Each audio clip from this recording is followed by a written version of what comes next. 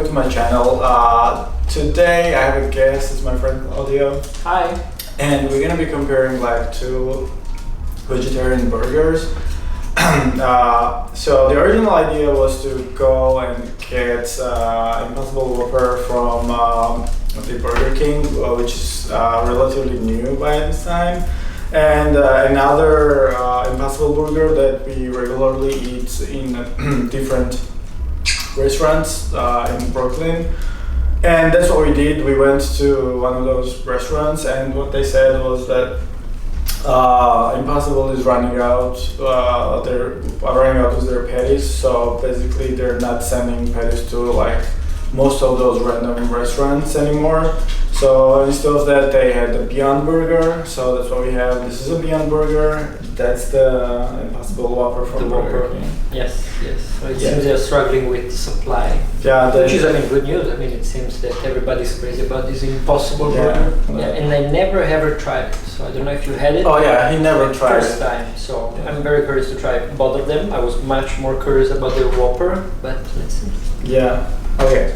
So let's first start with the price, I guess. Yeah, this price point is important because so far, the Impossible Burger has been, every time I saw it, was pretty much at the same level as like regular meat or Anyway, so I think as far as I remember, we bought the Whopper for like about $7 at Burger King, and we paid for this one like $11. $11.90 something. 11 something. Yeah. So obviously the random store stuff are gonna be like more expensive. Even though literally, let me specify this, like the place where we got this is by no means like a good high quality restaurant. It was like a hot dog place it's a local burger joint, but they have these vegan options. They are not chain, but it's not like and also none of those burgers come vegan by themselves. Like Impossible Whopper comes with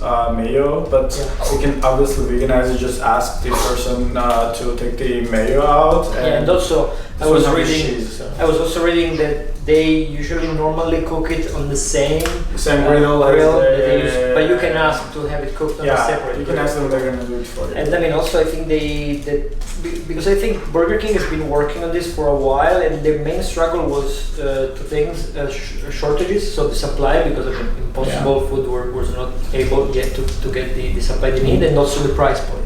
So it was also this big challenge to reach the price point of a standard fast food burger. So it seems they made it. Yeah, they made it.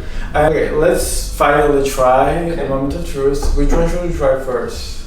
I don't know. So Gio already cut them in half, so we have half and half each.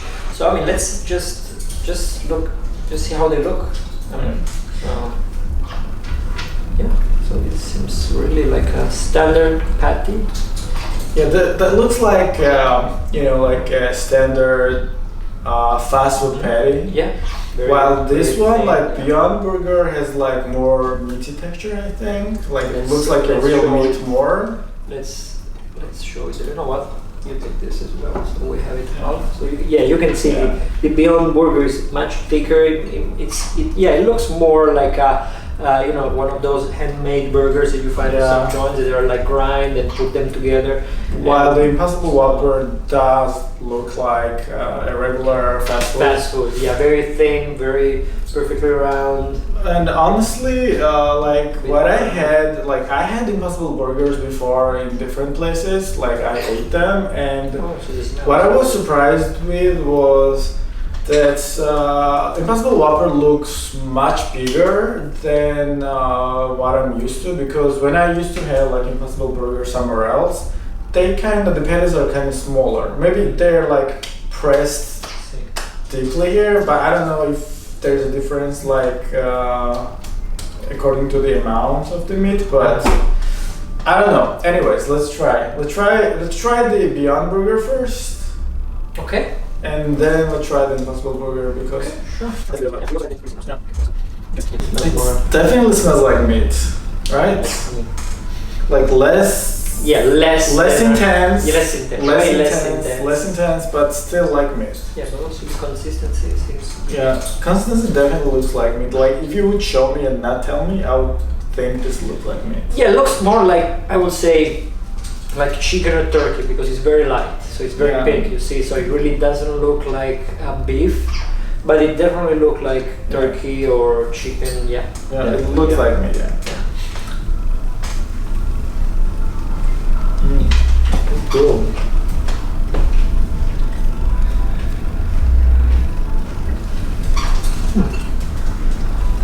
Wait, this is a bit on the sweet side. Right. Yeah. No. I only have since I never tried it. I'm very good. But the texture, the texture is pretty good. It's so good. No? Like when you bite on it, you have this feeling that you're biting on a meat. No way. Except it's less greasy. No, it's actually pretty good. It's Yeah. It tastes like meat, but it's much more delicate. It's a very delicate meat. So. Yeah. Also, cholesterol is like 0% in both of them, and like they're definitely like much healthier versions than the real meat. So yeah. Wow. You got it. Yeah, I like it. Well, it is delicious. You know, sure, it's good. It's fine. It's fine. Take your time. While you talk, I kept on eating, so I'm sorry, but it's very good. I must say that it's good. I'm surprised because I mean, I'm not vegan. I'm not vegetarian by any means. So I was very curious, and I actually came in to be negative about it, but in reality, I must say that it's pretty good. It is. Yeah. Yeah, it's good. So now we could just take a bite on the Impossible Whopper and compare with the Beyond taste. So let's see. Yeah, this one definitely looks more like beef because it's darker, it's dark brown. Yeah. Also the way it's a bit more burned. I mean, it totally looks like a patty that you get at fast food. Yeah, fast food patty. That's what it looks like.